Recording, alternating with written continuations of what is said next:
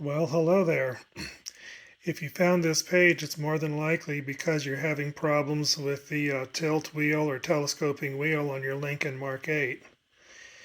Um, I'd just like to add to other resources that are on YouTube already. But before you take your steering column out, make sure you tape it or somehow, mark it or something so that the steering wheel doesn't move separate from the base of the wheel. I use this white duct tape. It seems to work pretty good.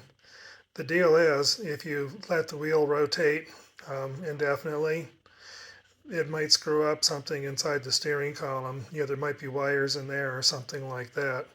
So in any event, you make sure the wheel doesn't turn. But the part that you probably really want to see is in here. I'll just kind of do a slow pan up so that you can see it.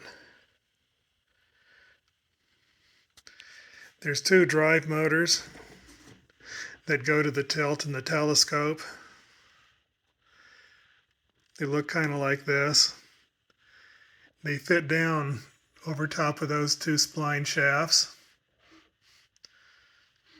So when you toggle the steering wheel in or out, either the jack screw on the right or the jack screw on the left moves to create the action that you want. But what happened with me is that this potentiometer right here, this is the one, it has two little forks on it. You can see the one on top of my hand. That's the one for the tilt. And then you can kind of see that other one that's missing an ear. Well, that one that's missing the ear is the one that was a problem. I'm not really sure whether the potentiometer quit working or whether that fork broke off. But in any event, the wheel scoped all the way out. It was caught from going all the way out by these safety cables here. But in the process of doing it, it kind of jacked the threads up in this hollow nylon plastic piece here that has the female threads in it. Come to find out, there was like a circlip or something that was on the end of this telescoping jack shaft that actually broke off and got embedded in the plastic. Fortunately, my better half is a dentist, and I was able to use one of her dental picks to pick it out.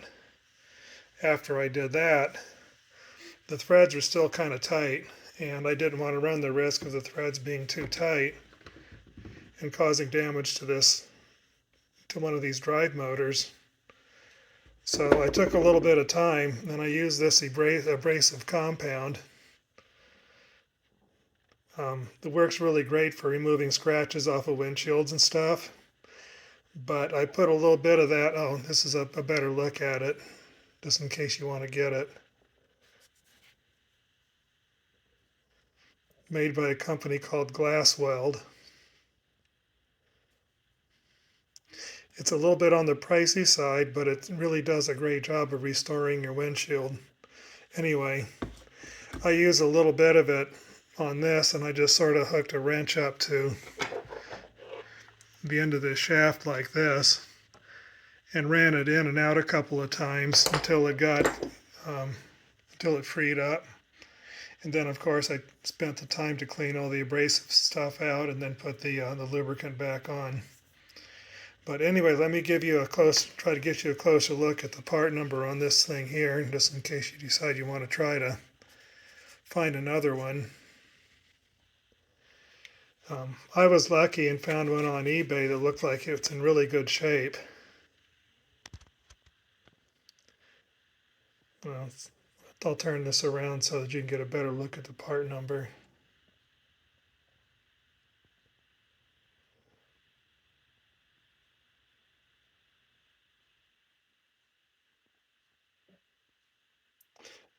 Anyway,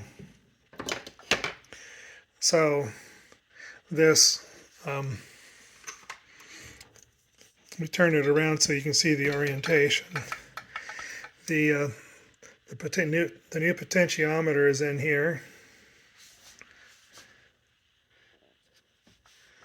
You have to separate this half of the steering column out before you can get at it. And then when you put it back together, there's this little tab that goes here that engages with the fork that I showed you earlier, that that creates the feedback into the system to limit the travel of your telescoping wheel.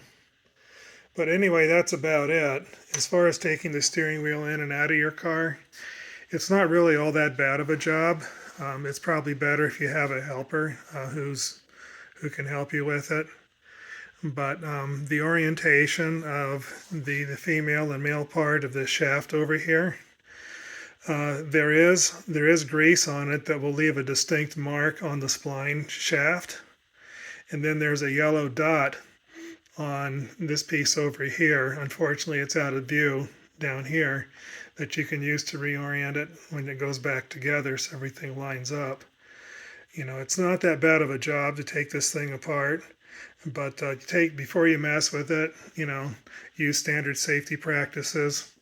Take apart or take the leads off of the battery, because this thing does have an airbag in it.